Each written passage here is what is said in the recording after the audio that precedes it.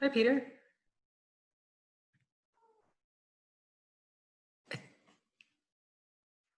We have you on mute, so let's. Wait, there we go. There. How you doing? I'm doing well. How about yourself? Hanging in there. Things are going Yeah, well. I can't complain. good, good. Well, thanks for kind of being the first taker on our The guinea pig, as they say. the guinea pig, the canary in the coal mine, as it were. Um, yes. So I'm hoping. Looks like we've got some people entering. What I'm kind of hoping for this kind of interview series is just to kind of get a sense of the cool stuff that people at SUU are doing. In terms of teaching, in terms of like the creative stuff you're doing, all of that. So, Okay. so I figured. Hope it's cool. I don't know. Yeah, no, I mean, I've read enough that yeah, trust me, it's it's very cool.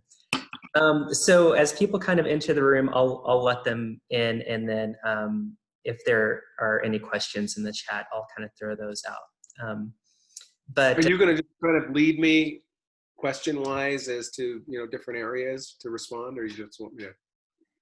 oh, What yeah, do you? I figured I'd just kind of like ask you some questions and let you go for as long as you like. Okay, great.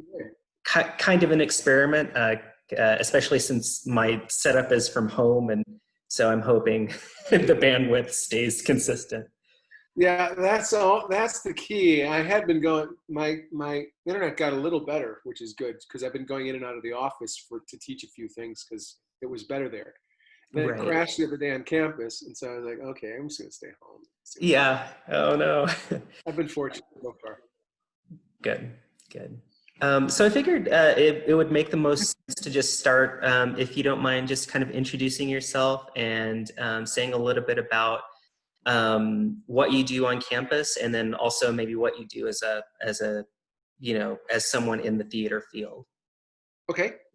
Uh, my name is Peter Sham. I'm associate professor of theater here at SUU. I teach acting and directing and voice and diction and a number of other things here. Currently, this summer, I'm teaching a directing class in a remote fashion, which is, well, I'm sure we'll start talking about that. And also intro to film. I teach film classes as well. I'm probably most known as an actor with the Utah Shakespeare Festival for 12 seasons. Then I was with Simon Fest Theater for about 5 or 6 years. And let's see. I'm kind of internationally known for Lend Me a Tenor, the musical. I'm the book and lyricist of that. Right now, Brad Carroll, who's my writing partner, he's the composer. We are finishing our second Sherlock Holmes musical. We've got a triple Sherlock Holmes immersive murder mystery musical set. 3 shows set deal with the Hunterdon Hills Playhouse. So we're finishing up we've finished up the second. We have to go back and rewrite the first, and then we're going to start the third soon. And we're also working on a new musical too, which we're pretty excited about, but I can't say anything about because I don't want to jinx it. So that's exciting too. So we had a lot of stuff happening on the writing front. And I don't do very much acting anymore, although a lot of our students, several current students and alumni are doing a Zoom play festival, and so I'll be doing a role in their Zoom play festival in June, which I'm excited about. So I still do a little acting here and there. Very cool. So did acting kind of segue into kind of the writing and producing plays, or was it the reverse? Yeah, acting. Yeah, I started acting in my early days of undergrad at Niagara University, and I was a regional actor for a number of years. I started directing then, and I started writing a little thing, but wasn't just little shows here and there for various theaters. And then I went to grad school at the University of Delaware as an actor. So my degree is in classical acting. Uh, and um, and I never thought I would be a teacher. You know, I don't know that we ever set out to be a teacher. It's actually very funny that this is where, you know, I've come full circle. Um, but it's an, you know, I until I had my first child, that's when I went, oh, I have to kind of have a job that's consistent, and I have to stay in the same town, which was an interesting thing for me. So I was an actor for a long time, and I was working a lot, you know, regionally all over the place. And I remember the first regional job I took when I had my daughter Olivia, who's going to be a senior at SUU next year. FYI, she's in the musical theater program. I remember spending 3 months away from her, and I went, oh, I'm not that kind of actor. I'm not the one that can leave the family like that. I don't want to do that again because I missed a lot. So I just had to kind of, you know, hunker down and look for permanent work in towns. And this came along somewhere in 2006 I started. So, and this is my 15th year teaching at SUU. Oh, very cool. Do you feel like uh, since you've been teaching, has that kind of informed how you approach Oh, acting or how you approach like, you know? teaching is everything. Yeah. Teaching. You're a director. Teaching, you are definitely an actor in that classroom. Teaching, you're a writer because you're grading so many papers, which I don't want to talk about. So you're correcting everybody left and right. You're always writing. You're always editing. You're doing so many. You know, once you're a teacher, it used to be that an actor can really do anything and play anything, but a teacher really does everything. If they're doing it the right way. And one of the things I love about SU is that our teachers do it the right way.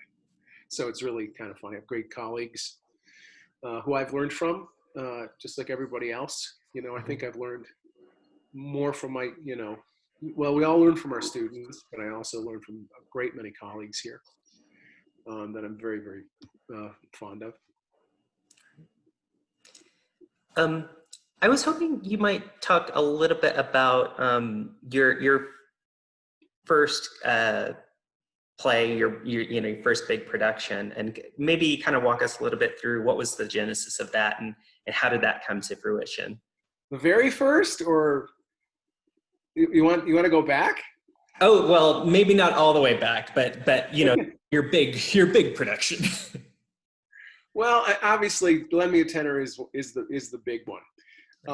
It came. It started all in Brad Carroll and my partnership started in a parking lot.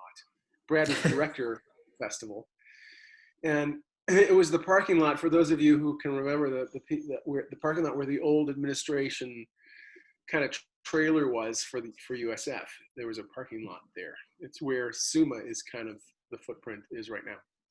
So they built a building over where all of our great ideas happened, just saying it. But we yelled across the parking lot because he was going to be in town for a fall. I found out, and then he, you know, and I of course had moved here, and I said, let's write, because we had been threatening to write together for a number of years. We met at doing Man of La Mancha at the festival. So, because I was an actor with the festival for many years now, so I was Sancho, and Brad was the director. And actually, the first thing he ever said to me was, "My Sancho is bald," like that. And it's been kismet ever since. And anyway, we started writing The Christmas Carol on the Air, which has now been about 11 seasons here in Cedar City, off and on with different places. And we had great fun with that. And then the festival said, hey, why don't you write a full-on musical? So we went off to figure out what we would write about for the festival. So this was like 2005, 2004. And I had made acquaintance with Ken Ludwig, the playwright, years before that. So I gave him a call because I had always thought when I was doing the show, as I had done tenor, and Ken actually saw that production. That's how we got to know each other. And I thought when I did that show, this would make a good musical. Actually, this has a lot of great elements. I would change a lot of things, but I kind of liked it as a musical. In fact, it was very musical in a certain way anyway, because it's about the opera and all that stuff. And so I called him up, and he loved the idea. I was surprised that no one had ever asked him. He said no one had ever asked him at that point. Since then, of course, he's had like 30 big-time musical teams who were after it, but sorry, it's locked up. And so we started writing, and it was quite a nice hit in 2007 for the Shakespeare Festival. It opened at the Utah Shakespeare Festival. And it was a great production. It was great fun, and we had several New York producers come to see that, and they signed us on. We fell in love with a couple of producers from New York, and while we were waiting for a theater to open on Broadway, we got an offer to go to London and open in London, and so that's how that started. So we opened it at Plymouth. That's where our show was built. One of the interesting things about Tenor was it was literally a $7 million set. So it was like 11 million pounds. The set and costumes. It was an eye-popping production. And they had gold leaf on it, and they actually bought all the gold leaf in London to put on our set. It was in several newspapers and magazines that this is what happened. So it was quite extraordinary. It ran for 83 performances, and it's still playing. Several theaters in Germany are doing it now, and it's all over the country here and there. We have about 18 productions this year. So it's been good. It opened on the West End in 2011. So that was Lend Me a Tenor. So how does that feel to have a production on the West End? I mean, It was very strange.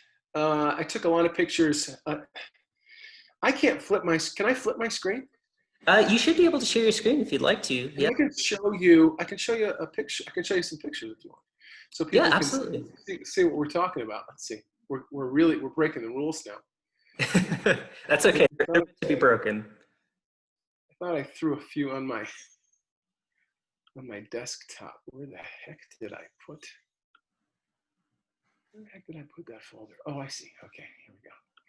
So I can show you. I remember standing outside the theater. I'll open all these things. See, and then I'll flip my screen. We would stand outside. Brad and I would stand outside. There was a Starbucks right across the street. We were right on Shaftesbury Avenue, which is the Broadway of London, and it was pretty amazing because our building was there. And incidentally, it's where the original Lend Me a Tenor, the play, had opened in London as well. We were in that theater, which had been refurbished. And right next door to us is Les Miserables and several other shows. But it was like, holy cow, this is like we've arrived in the West End, and it was a kind of, pinch yourself moment. Here, I'm going to flip the screen now and see. Yeah. Host disabled attendee sharing screen. Oh, you have to enable my share, I think. Let me fix that real quick. I hope because I can never figure out how to. Do you see? This is great. See, this is what you need to do before. You didn't think I was going to throw this in. You said this thing, all these things. Yeah. See, but this is good though, because then you can edit this part out when we're going, what the heck? Sure. That's what it's there for. Okay, try it now and see if that is letting you. Okay, great. Yeah. Awesome. All right, I'm going to throw up. Can you see what I'm showing? Yeah, yeah. So there it is. There's right here. You can see there's the Gielgud Theater. There's Les Mis over there. You see right there. Yeah. Right, I mean, literally right there. We're sharing the building with Les Mis. And so it was a beautiful, beautiful place. We got the best reviews actually of that summer of any of the musicals. It was quite cool. Oh, wow.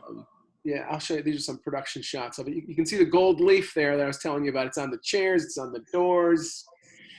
So you can see it there. It was a very opulent set. It was, and it did everything. It was everything moved on it. those things, all those things that you're seeing, the furniture pieces against the wall, they all spun, so that it all just kind of spun into place in this kind of miraculous. See, there it is. That's what it looked like before it spun. So it would have all these different things. We were famous for the bellhops tap dancing on the suitcases there. You can get an idea of it there. A lot of these people, like CJ, who's the woman you see there dancing with, she plays the female lead in tenor. She's a big star on Broadway. She's done Beautiful and Wicked, and she's gone on to do huge things. So these are just kind of production shots from the show. But that's what I was talking about. We used to stand outside there, and I would tell Brad, I say, boy, you read a couple of jokes on the toilet, and look what happens. Isn't this great? How funny. So that's tenor. That's what it looked like in London. Oh, that's fantastic. Yeah, it was cool. It was cool. Yeah, what kind of led you to move from Lend Me a Tenor to doing something like Sherlock Holmes, which you'd mentioned? Well, I had for about 8 years, my wife, actually 9 years, my wife was the director of the Green Show at the festival, and I used to write sketch comedy for those Green shows and everything. And I had this kind of Abbott and Costello type comic character duo that would be there every year. And I was watching it over the years, and I was like, boy, this would really be fun. I've always wanted to do Holmes and Watson with a kind of a Abbott and Costello twist. So they would have moments of complete lunacy. You know, what are they doing?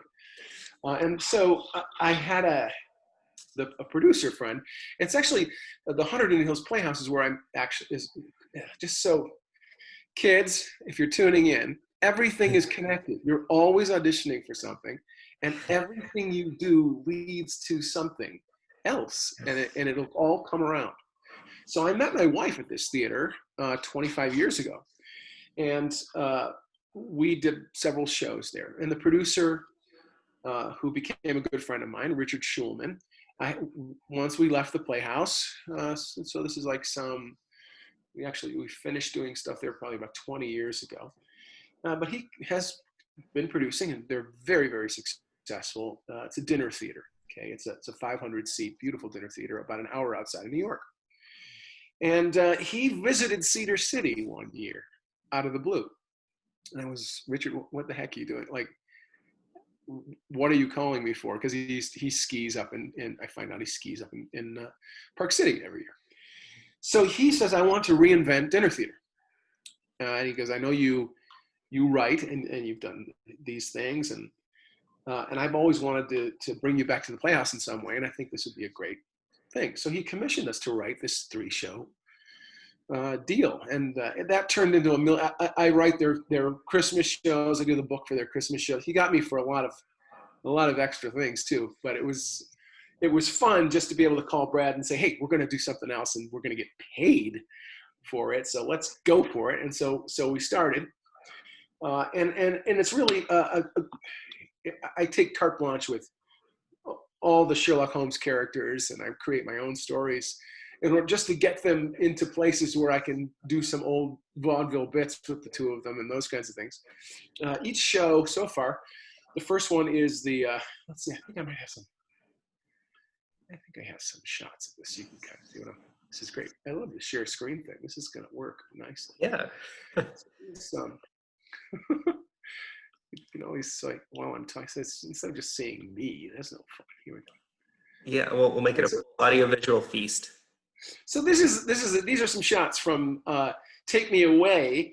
So Take Me Away is kind of the Uber title for a 3-show series. The first one is called Sherlock Holmes in the Spring of Love, where he finds this potion that Moriarty uses. He wants to poison the city with.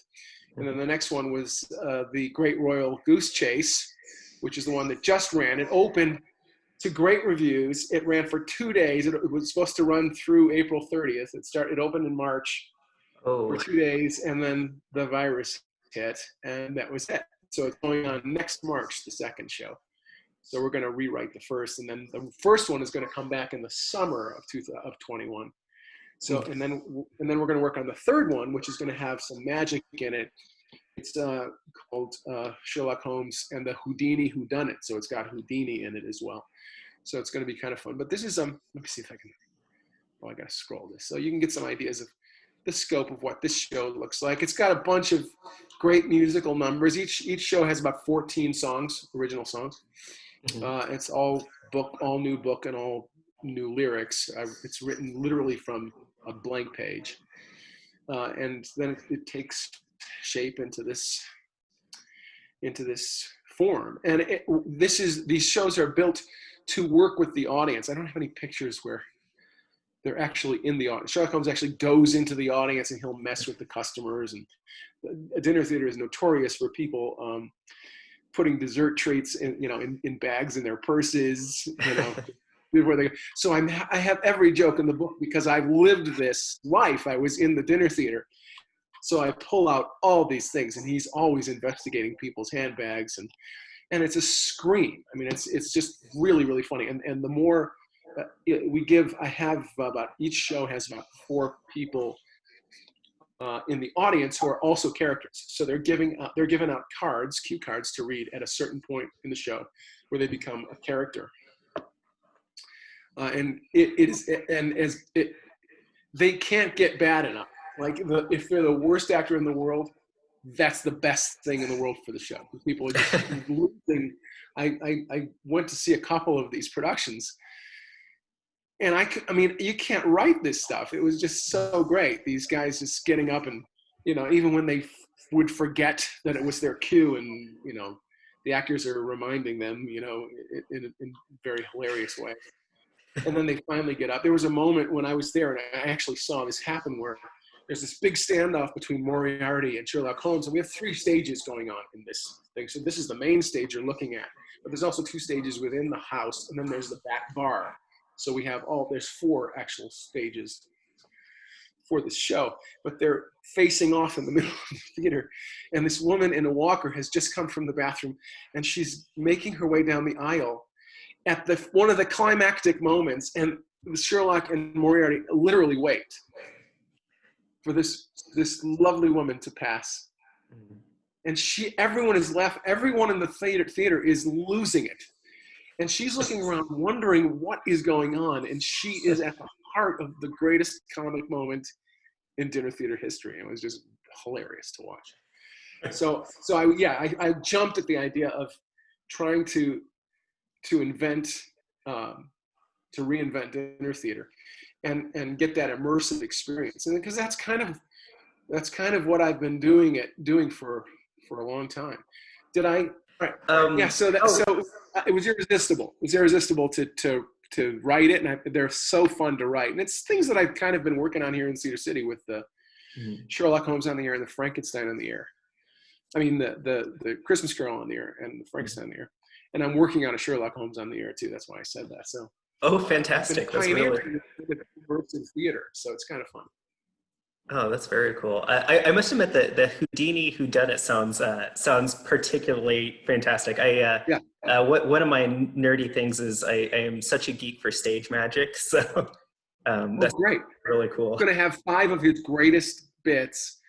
Rhett Gooder, who is an alumni of SUU, he was our first graduate. He directs and choreographs now, and he directs and choreographs these Sherlock shows. That's another reason why I took it, is I get to work with one of my greatest students and now greatest friends. And he's going to be playing Houdini in it because he's a master magician as well. So he knows how to do these things. So he gets involved in a lot of the writing, the plot of, writing the plot. So he'll be quite involved in this one because he'll be Houdini. Yeah. And we're kind of working on the treatment for it now, and it's good. It's going to be really fun. Yeah, just like the other ones, it's going to be a ball. Yeah, very cool. Yeah. So you'd mentioned that kind of the upheaval related to the virus. So I did want to ask for, and this is just kind of generally for folks as they're kind of dealing with being cooped up and in quarantine.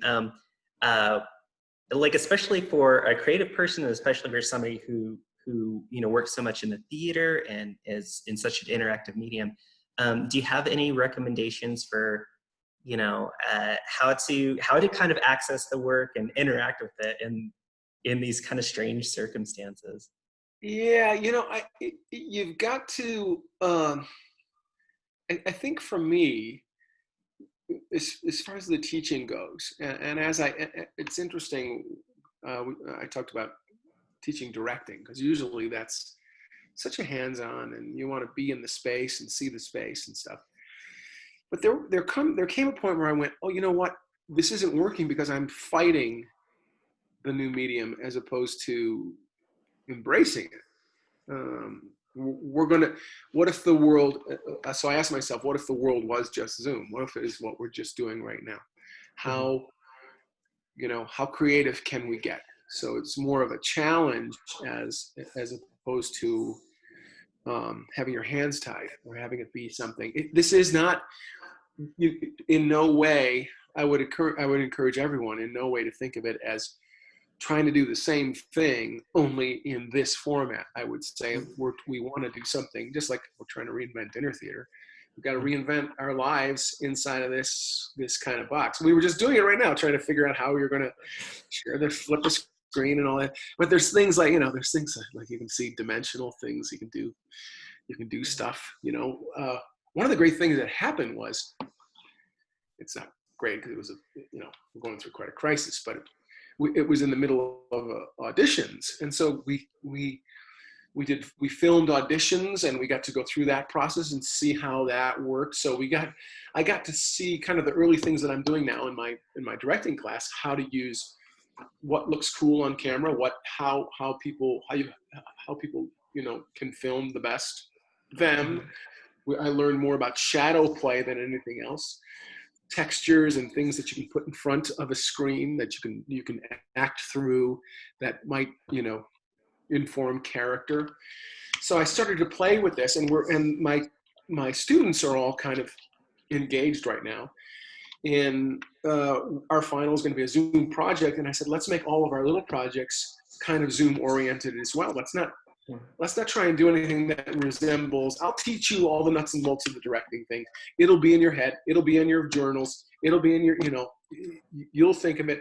We'll do we'll watch things a lot more than we had in maybe the live class. So you can see what we're talking about and get an understanding. But when we're directing here, we're kind of pioneers. We're all figuring out, and we're invested now in writing the blueprint for how to make the best Zoom performances. So that's kind of what they're thinking about now, and how we're tackling it. So everything is experimental, and it's a new world, and it's a fun world. And there's no, I'm taking all the chains off of it, and let's see where it goes. Let's see what it is. How do we have scenes with each other? We've been able to figure out how to, if you let people into the room at a certain point, you can get them in the right order. You can switch around. So if you wanted to switch orders, they can get themselves out of the room and then pop back in, in an exit and entrance and those kinds of things. So we're trying to figure out how to make this world exciting, as opposed to going, oh, we're stuck with this, and now we gotta, let's just do the same old thing. Let's just stay with what's safe, and but that's not what this is. And I hope when we come back from this, when we come back from the whole virus, that we come back with that same kind of inventive mind, and we'll never think of our classrooms the same way. We certainly will have appreciated being away from them. But I'll tell you, certain things like faculty meetings, we get things done in a Zoom meeting that is 10 times faster than we do live. What I mean? Yeah. There's a lot of great things that happen like that. We go, anybody got anything? Good. See you later. Boom. We're gone. We don't have to dilly-dally. So there's a lot of great targeted, focused work that happens also in this medium, which I think people are missing as well. So it's about embracing. Just like anything else. I think if we were on a desert island, we'd have to figure it out. and we'd have to entertain ourselves. We'd have to find sustenance. We'd have to do this. We'd have to do that. And we would, or we wouldn't survive. And I think we're survivors. Mm-hmm. We just are. And I think we're resilient, and I think we're cleverer than we think. And I think now we have to use the technology. We have to teach the technology as opposed to the tech that's been teaching us for so many years. We've got to teach it back now and just tell it what we need it to do and master it. That's a different mindset, I think. So it's kind of cool. Did I answer that, or just? No, that was perfect. That was fantastic. I actually thought you would be a great person to ask that question, especially since with things like Christmas Carol in the Air, you're dealing so much with the idea of broadcasting, right? Yeah. I mean, this would be great. Christmas Carol in the Air would be great. This would be a great forum for it. I don't want to do it on Zoom. Right. But could we? Absolutely, we could. And we'd have a ball with it. Life's too short to start worrying about stuff. You gotta, and if there's no place like now that is telling us that, and people are the people who are getting stir crazy and who are fearing it and fearing everything are the ones that are in trouble right now. Yeah. Fear is always, it can be the ultimate destroyer, or it could be the greatest thing in the world. Like fear is the great motivator. And you got to look at it like that. And so, that's kind of the mindset I've been trying to teach the students. So more than the topics that they're learning, I want them to learn a certain mindset and and free them to play, in this new world, and without fear, and see what comes up with it. Because this is their medium. You know what? I hate to tell them, but you started this stuff, you punk. Yeah. You know more about it than I do, so I shouldn't be teaching you here. We're all working together here. This is your game. Right. So if anybody's going to master it, it's you guys. So that's what I tell them. Well, almost as if on cue, I'm getting the notification from Zoom that it's going to kick us off here in about 8 minutes. So okay. I wanted to check in that anybody who's here, if you had any questions, feel free to put them in chat. Who's here? I can't see. Can I see who's here? Oh, I see. I can see that. Yeah, you might be able to. Yeah. And I'm recording this as well. And what I'll do is I'll upload it to YouTube, and I'll send you the link, and I'll share it on social media. So fabulous. Yeah, so folks who weren't able to make it, they'll be able to see it and all that. So will they type in a question? Will they? If there are any, and it should show up in chat. I don't see anything right. Chat was like a midway experience for me. I mistakenly tapped on it during one of the classes, and I was like, oh my gosh, they're having a whole other class over here. Oh, yeah. Those they're devils. And I was like, wow, this is hilarious. And so I'm gonna don't mind me for a minute. I'm reading everything that you guys have been saying for the last several minutes. Right. It's hilarious. So, and we're going to incorporate that. That's part of the plays that we're working at. The next project is using the chat as part of the performance.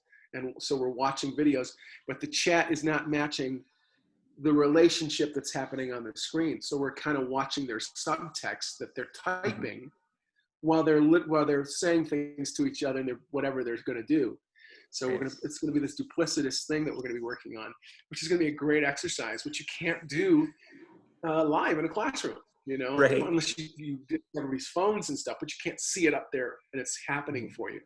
So there'll be funny, it'll be hilarious watching not only the video, but it'll be hilarious also watching the chat that's going on while that's mirroring the video. So we're looking forward to that. It's going to be a fun project. Awesome. Again, let's just see what this car does. Let's open it up. You know what I mean? Yeah, exactly. Let's That's how I feel. Experiment. Yeah.